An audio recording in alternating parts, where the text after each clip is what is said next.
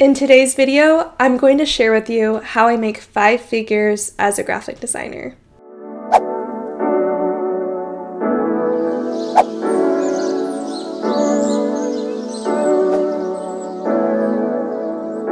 Hello and welcome back to my channel. My name is Megan. If you have not been here before, thank you so much for coming. In today's video, I wanted to share with you guys some things I changed in my business and support myself as a business owner. I was really scared, I'm not gonna lie, when I decided to take my business full-time. I was afraid that I would reach some months where maybe I wouldn't even reach 5 figures. But I trusted myself and I followed these tips, and I really knew the road ahead was going to be really great for me, and I didn't look at it just for the money. I looked at it as if I'm passionate about this, I'm going to be able to dive into graphic design every day with love and passion behind it, and that alone is going to support me, because the second you're consistent with something is the second you're going to see some sort of outcome with it. So I wanted to share with you guys some of my tips today of what I really have changed in my business and what I always make sure to do every single day, if not every week. Number 1, this one definitely comes with time, but it is a very important thing to practice and to really learn, and that is learn how to sell yourself. And I don't mean like being a typical salesperson and, being that annoying, like pushing sales and money and all of that. But I really mean like understanding your value and what you provide your clients and other designers, and understanding that to the point where you know how to openly talk about your strengths without feeling awkward about it. Because I know for myself, I don't really like talking about what I'm good at. I'd rather just talk about other people's goals and talk to other people in that way.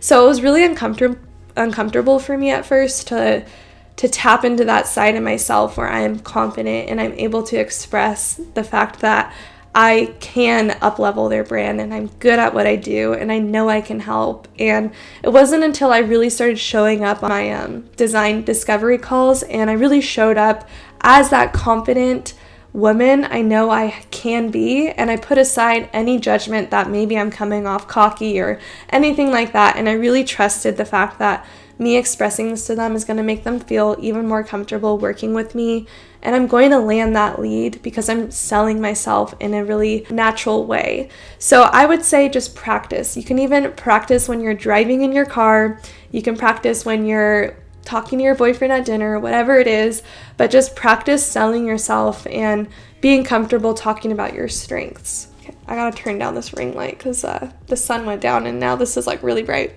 My second tip is to show up consistently online and humanize your brand.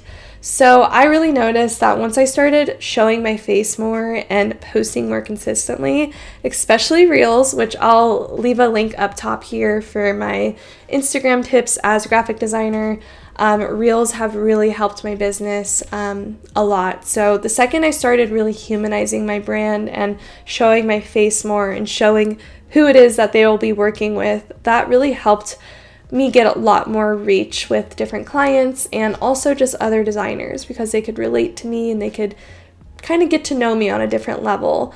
I know it's not always comfortable to show up and do videos especially, but even photos can sometimes be a little bit uncomfortable, and I totally understand that, but you're in control in terms of what you're comfortable with. When I say humanize your brand, I really mean like getting testimonials, getting reviews from people, and even just showing up as yourself on Reels or on pictures, and just making sure you have a story behind your brand, because having a story behind anything truly is going to help sell it. So the second a client will see who you are, why you're doing what you do, if you really love what you're doing, and that's going to make them feel even more comfortable reaching out to you.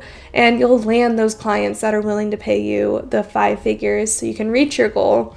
So I would say just make sure you're being consistent online, you're consistent with your posting, you're consistent with all the areas you're showing up online with. Make sure to pick a handful of things you know you can be consistent with, and don't try and do everything and everything, because it can get really overwhelming, and that's probably when you'll fall off of the consistency. So for me, I as much as I want to dive into Pinterest and I know that it's really going to help my business, I find that I'm too stressed out to do that. And until I can save enough to hire someone to help me with that, I know that I can show up consistently on Instagram, on YouTube, and right now that's enough for me. And I know that I can pour everything I have into those different platforms. I know that I connect my Instagram to my Facebook, so I have that covered too. But when it comes to TikTok and all these things, I want to be consistent on it. But I've noticed that I just stress myself out more trying to do it all, and I'm just not showing up as best as I could on just a solid handful of those platforms. So I hope that makes sense. But in the bigger picture, it's just important to be consistent and make sure you're accessible for the clients to contact you. You should have your email on your Instagram profile or an email on your YouTube description. Make sure it's very easy for people to contact you and that they don't have to go searching for that.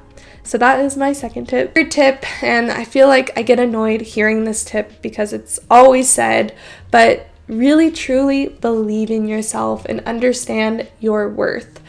When I look back, and I've been doing a lot of reflecting lately on just when I started graphic design, and I thought everyone could do it. Like, I thought everyone could go onto Photoshop, put together a logo, or on Illustrator, they could just whip something up like how I basically can now with my eyes closed. And what I didn't realize is not everyone can do that. I think as creatives, we're born very differently. I think that just innately in our brains, we know what looks good, and that's something that you should put a value on, because not everyone has that, and not everyone knows how to fix a car like a mechanic, and not everyone knows how to do hair like a hairstylist. So make sure that you're aware of that and you know that you have a lot of worth in your skill. But the second I really started noticing that not everyone can do that, not everyone knows what colors look good together, and that just made me realize that I should be charging what I'm worth. And another thing I will say with that is every single year, the value of $1 changes and the value of graphic design work changes. So make sure that every year or even halfway through the year, it doesn't have to be the year mark, but make sure you're looking at what's going on in the average world of designers, how much are people charging, and really put yourself on that scale of, are you above the average? Are you an expert? Are you a beginner? And really figure out what it is you're worth. And I guarantee you, most of the time, you are closer to being an expert than you really give yourself credit for. So I would say just understand your worth and make sure you understand what people are paying nowadays for graphic design work. Because when I started, logos were like $300 to $500. They were not in the $1,500 ranges that I'm seeing now. And I just have really become more aware of just the changing of the value of $1 and that people are making more now and they're able to afford more now. And I've also added on a lot of value to my packages. Before, it was just I had no structure behind what I was doing. And the more I've learned and got more experienced and become more of an expert is when I really could add more value to my work. So I would just make sure to sit down with yourself and really be like, what is this really worth? And what are people charging nowadays? And figure out that price point for yourself and stick with it. Along with that tip, don't be afraid to turn a client down. If they just cannot afford you at this moment, reassure them that that is totally okay. But at this time, you really can't make an adjustment because you have a very busy schedule, and you can say it really nicely and you can tell them like you're always there for them when they're ready, but it's okay to not give in to giving discounts. And I really think you should make it a point to not lower your pricing, because the second you do that is the second you're going to start doing that for more clients, and you're going to get more and more busy, and you'll just stop getting those clients that are willing to pay you what you're really worth.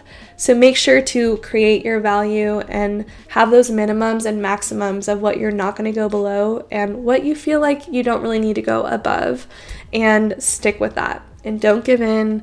It's okay to say no. Something better will come along. Number 4. This one definitely can be a little bit uncomfortable for the introverts out there. And I would say I'm definitely an introvert, even though I like to be out sometimes. I'm like an introverted extrovert, I guess. Like I love the idea of going out, but I also don't really like it. So as an introvert myself, I understand that this tip can be a little bit uncomfortable, but networking and engaging is crucial. And I will say nowadays with our social media and our online community, it's okay to engage online and make sure that you're letting those clients you want to work with know that you are there for them, that you're watching what they're doing and that you love what they're doing and putting out online.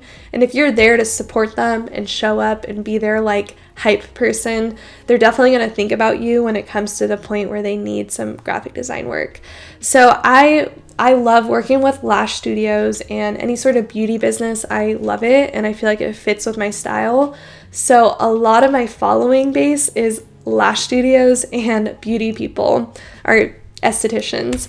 So I like to engage with their stories. I like to let them know I'm like there, I'm looking, and I am supporting them. And the more I do that, I've noticed the more they share my name if I've already worked with them, or the more they engage with me back. And eventually that's going to turn into a client or word of mouth. And either way, it's a great outcome. So I would just say engage, and utilize social media for that. We're so lucky to have that, and it's important to utilize it for the social aspect. And networking, I feel like it's a little bit hard nowadays because COVID is still very much a thing. But I would say if you can, even just go work at a coffee shop. And I remember when I did first start doing graphic design, I would go to the same coffee shop every week. And I started recognizing people, and like we would start talking. They'd be like, "What do you do?" "Oh, graphic design." And then it would turn into this conversation where they're like, "Oh, I know someone that needs graphic design work." I will never forget, actually, I was at a coffee shop and I heard of this, my favorite coffee shop. The owner came in and he was like, "Oh, we really need some graphic design work for some sort of online thing they were doing." Or I think it was like the designs of the coffee, something like that. I heard him talking, I overheard it, and I mustered up the strength and the introvert in myself. I put it to the side and I went up to him and I'd love to help you. I heard that you need some help with graphic design, and I am a graphic designer. And we formed some sort of partnership like that. So make sure that you are getting out there, you're showing up, you're engaging, and stepping out of that uncomfortability of not really talking to anyone, because I know it can get really comfortable being at home and not having to talk to other people and sell yourself. And it's really going to help. I guarantee you the word of mouth is really, really going to help. And if I could give any piece of advice, it would definitely be to put yourself out there more and just be consistent and make sure that people know how to find you, where to contact you, and all of that. So those are my tips for how to reach a 5-figure month. The second I started doing all of these consistently, you can't just do it for a week and be like, "Oh, it didn't work." You have to do it consistently. You have to keep on learning, and you have to keep on showing up, because the more you do that, the more it's going to pay off and the more people are going to know about you, and it's just a trickle effect, and it's really, really going to help. So I really hope you guys enjoyed this video. I hope my tips were helpful to you. Please let me know if they were. I always love the feedback and I love connecting with you all. But thank you so much for watching, and I will see you in my next video.